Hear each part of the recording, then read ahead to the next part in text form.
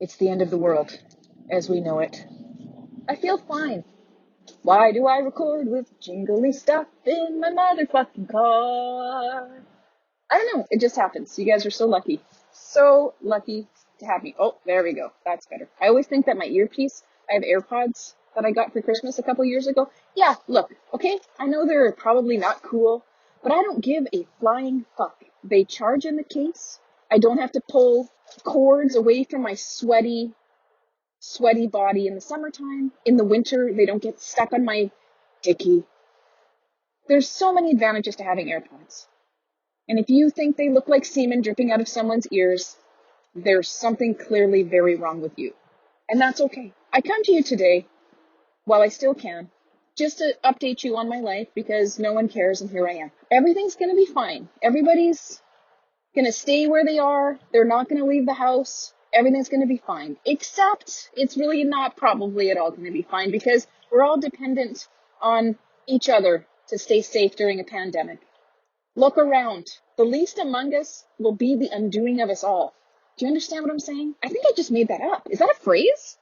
Did I just coin that? Can't be. No, I don't think. Anyway, let's pretend I did. Because it's possible. I'm just going to make the assumption that we're all going to do our best. No one's going to hoard toilet paper anymore. And remember all those jokes we made at the Russians' expense about them lining up for bread and toilet paper? I think someone's had the last laugh here, and it's not us. It's not funny when it's happening to you. I went to Home Depot today because I had to get some stuff, and I'm a lesbian, and it was calling me, so I went. It played its siren song, and I went to the call. It was important stuff. I didn't go there willy-nilly for fun or entertainment. I went because I had to get stuff. Okay, so calm the fuck down, Karen. Since I was out, I debated on going to Walmart, and then I looked at the lineup to get into Walmart, and I thought, I'm okay. I was just hoping to find, toilet paper. It's not an emergency for me yet, thank God. But it's going to be at some point because we have a lot of bums and vaginas to wash and wipe at my house. And so I was looking for toilet paper and Lysol wipes and hand sanitizer, which I don't feel like is going to happen anytime in the near future, and that's okay too. Just going to roll with it. We will figure it out. Get it, toilet paper, roll with it. Okay, there's a couple brief stories I want to tell you about, and I'm running out of time here. I don't know if you can tell by the quickening of my pace with my storytelling. Still haven't gotten to any fucking point though, have I? No point. My mom is doing okay. Just wanted to update you. She did have a hiccup where I don't know what she ate, and she won't tell me because my mom is the biggest toddler you've ever met in your life. She's like a fucking 76-year-old 3-year-old. Do you know what I mean? And she had a real big salt party of some fucking kind. And I weighed her one day and she had gained like 5.5 pounds overnight. And I'm like, wow, your feet look like there's an ocean inside of them. I'm going to dose you with a pee pill. And she got really mad. She was really mad because when you take one of those, it's not something to be done lightly because you pee every fucking 5 minutes you are going to the bathroom. It is like a big thing. And that's a lot of aerobic activity for her. And I would just like to point out the one woman whose life has not changed in any way, shape, or form is my mom. Little Miss Agoraphobic. It's finally panned out for her, and I couldn't be happier for her. Her lifestyle has finally worked out for her. Finally. She is the one who's making the best decisions.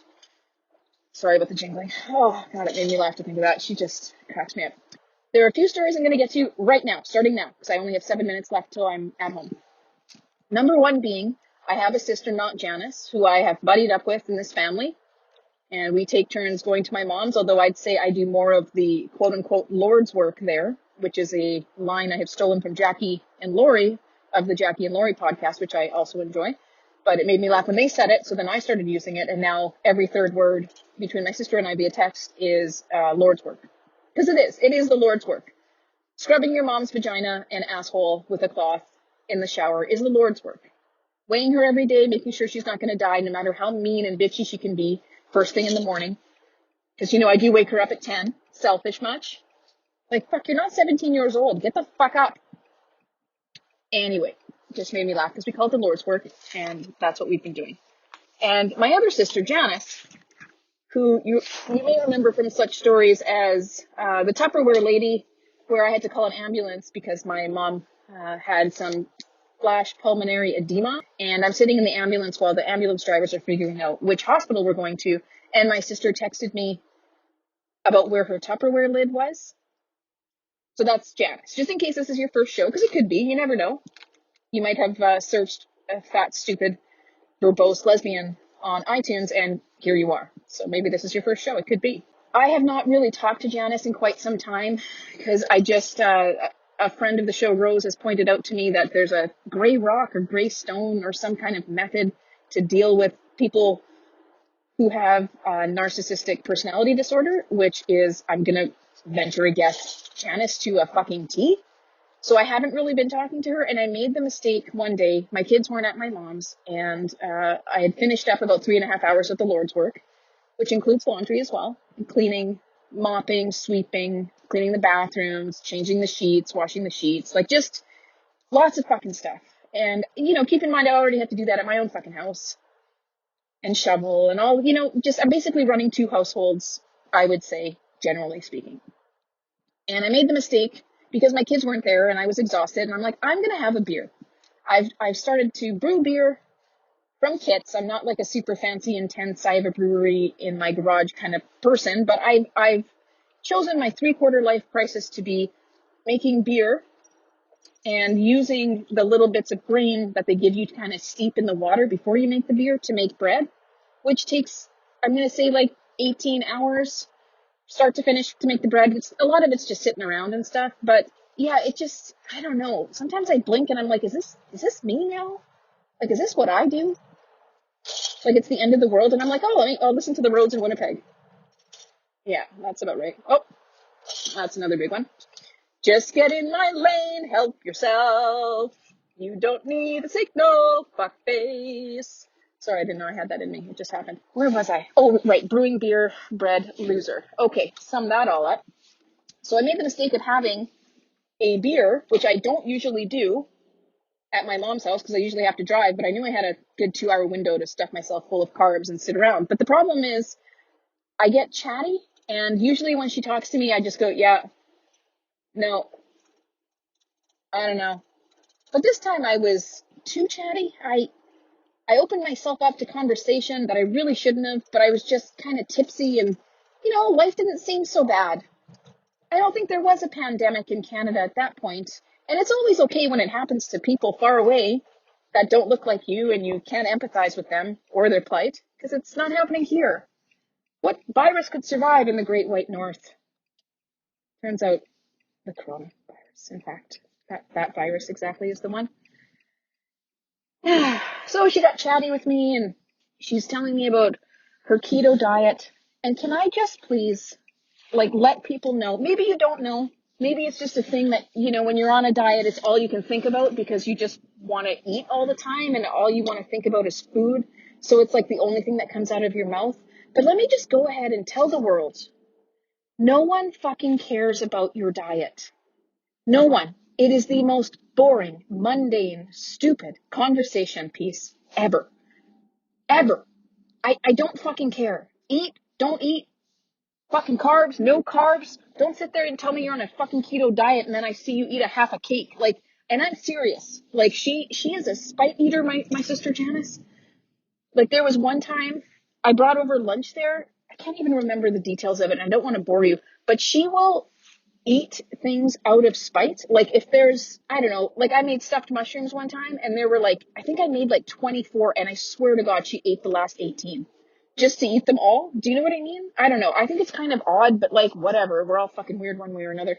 She was boring the shit out of me with the keto diet talk. That was my point. Sorry, I got mistracked there. Mistracked. That's not even a word. Sidetracked. That's what I meant to say. I got sidetracked. She was boring me with her diet and all this stuff about keto this and keto that. And it's just either fucking shut up or shut up. And she has the gall to say to me, a woman running 2 households with 2 young children, one of which sleeps, I'm going to say, occasionally through the night. And I have a fucking dog. This dog, oh my God, I literally almost punted him into the next fucking yard today.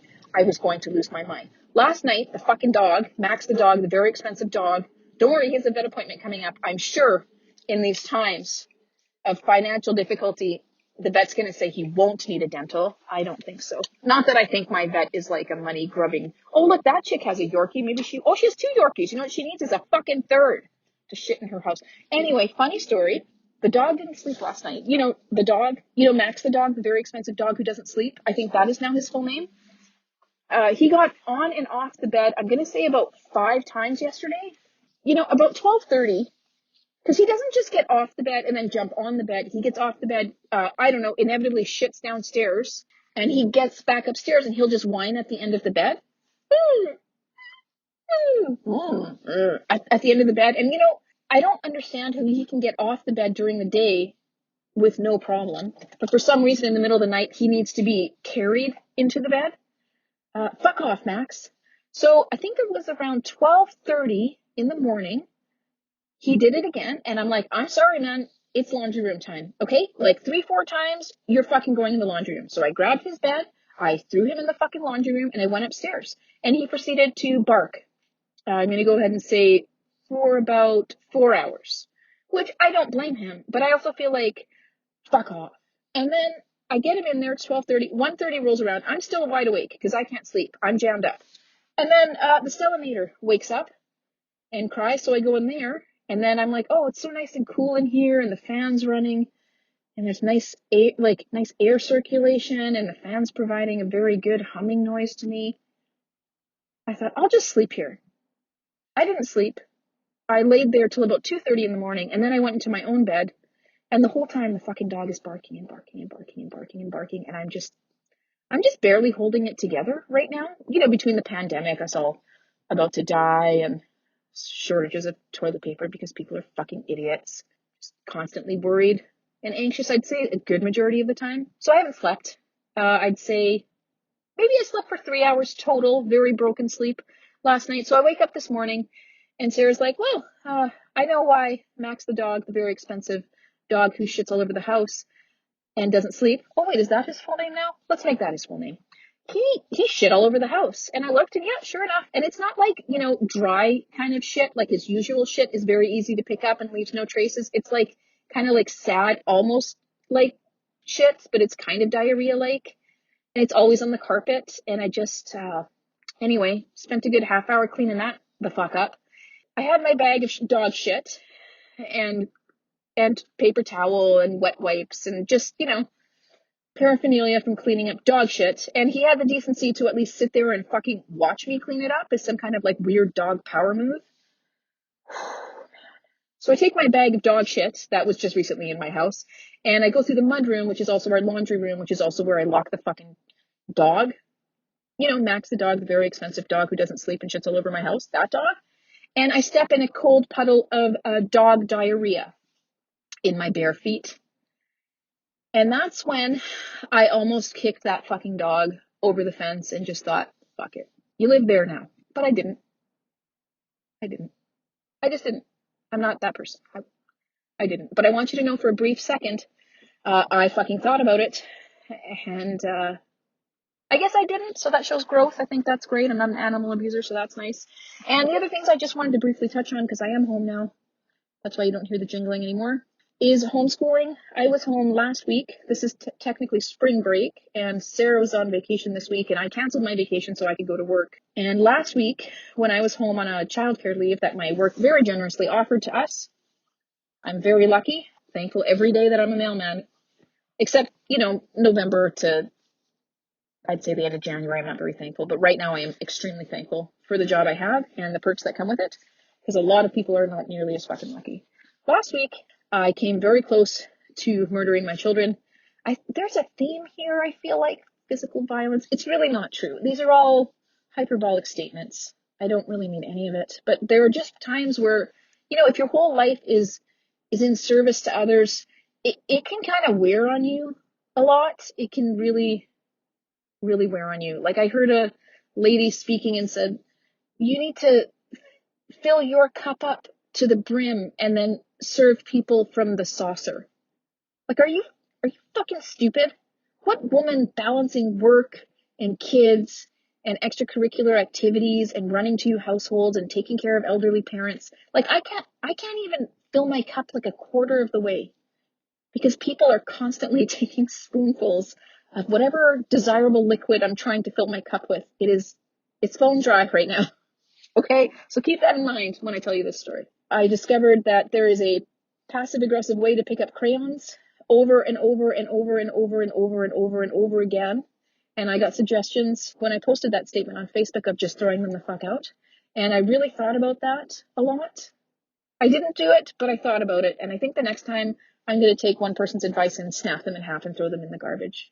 The other thing that happened that made me kind of laugh my ass off and kind of lose my mind at the exact same motherfucking time was Sarah's parents are the kindest, sweetest, most generous, gentle, wonderful people you'd ever hope to meet. Like, they are the sitcom parents. West End, Winnipeg had a bunch of children, many of whom the product of immigrants, much like myself, who wanted those parents so badly. They're both teachers, both just amazing people. Like, they're who you want to be raised by. Well, up until, I'm going to say Sunday, I had a moment where I was very upset. They had stored away, let me just say this, Sarah must have been a meticulous child. I have never seen so many complete sets of Barbie shit and toys. She had everything.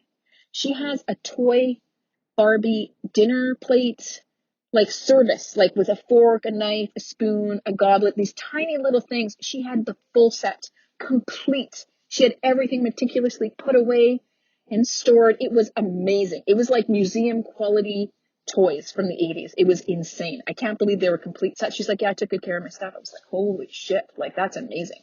And in this box of Barbie toys and shit, there were two, not one, two recorders. What kind of a fucking monster saves recorders? And I took the opportunity to text Sarah's mother, and I said, I wanted to thank you from the bottom of my heart for saving two recorders in a box for 32 years so that I may have the opportunity of being tortured by them, by my children, so many years later. Thank you. Her response was, oh, great. I'm sending over a drum kit for Malcolm. I want to die. I want to die. Okay, that's it. Thanks for having me. I had a great time. I'm tired. I'm hungry. My feet hurt. My feet bled on Monday. I don't know what happened to my shoes or my feet. I could feel them getting ripped up after about the first block, but there's not much I can do about it because I don't have 3 pairs of shoes in my truck and extra socks. But I got home and I ripped off bloody socks, and then I looked at the back of my shoes and they were completely covered in blood. So that was awesome too. Really great. It's been a great couple of weeks. Really having a good time. Oh, and then I had Malcolm go to the Museum of Man and Nature, and he was explaining this thing to me, and I was like, what? And he's like, yeah, it's this thing. And you push buttons, and then an arm comes up, and it hit the paper and make a mark of a letter or a number. Okay, what did it look like? Well, it was black, and it had keys like a computer, but the arm would come up and you couldn't erase mistakes. I'm like, typewriter? Are you describing a typewriter? Yeah. Have you seen one of those before? I'm like 4,000 million, jillion, bagillion, zillion years old. He was explaining a fucking typewriter to me. I want to die. I just want to die. Not of COVID-19, but just of leaving the car running in the garage kind of die. Anyway, it's fine. I just really want attention. I don't really want anything. Everything's fine. I wouldn't really worry about it. Anyway, changeofaddress69@gmail.com if you need me. You can friend me on Facebook. Why would you want to? Well, I guess I did put up a couple of gems. I did. Just last week. Or you can join the Change of Address Facebook page if you want. You can leave an iTunes review. Please. It really doesn't take long. It really, really doesn't. And it means so much. It means so very much. And if you want to donate, you can go to changeofaddress.podbean.com and throw me a nickel or two. Or you can use the Amazon link there as well. Why not? Treat me. Why not? What's $10 to someone like you during a pandemic when you don't have money for yourself? And I'm lucky. Just letting you know, Trudeau's not just handing out $2,000 tax-free for fun to every single person in the country. It's not happening that way. They're so obsessed with me. Okay, thanks for the iTunes review. Okay, love you. Okay, love you. Okay, bye. Bye. Oh my God, you guys, I forgot the whole point of making fun of my sister. I'm hiding in my bathroom so my kids don't see me. Blah, blah, blah. I was at my mom's house, kind of drunk. She's going on and on about keto, and she feels like she made relish by putting a bunch of pickles in the food processor. So yeah, that's cool. And then I volunteered to give her some of my hard-earned, hand-cut, beautiful relish. And when I did give it to her, she's like, wow, it tastes really strong. Oh, you cut it so chunky. It's like, yeah, I hate drunk me because you really fucked future me. Because now she won't stop talking to me and I want to put a fork in my eye. What I was trying to get across about this whole keto thing is that she said, this diet, it's amazing. Like the energy I have, like the sheer amount of energy, it's unreal. Right. Okay, sure, Jan, sure. Maybe you have so much fucking energy because you hardly ever work and you don't take care of the house that you live in. You don't help with laundry or dishes or any of the landscaping that needs to be done or general upkeep or, vacuum or anything. Like the nerve of her, like she's just so in her own universe that she doesn't understand how fucking stupid that statement was to make, especially to me. I just thought that was hilarious. Maybe you don't. Maybe you should. Maybe you won't. Do you want to hear me rip the duct tape off the back of my foot? Listen. Oh, there's one more. Hang on. I have 2 feet after all. Hold on. That's an old mailman trick. If you ever get blistered on the backs of your ankles, a little bit of polysporin, Band-Aid, and duct tape, golden. Okay, love you. Bye. Bye. Bye. For real this time, though. Bye.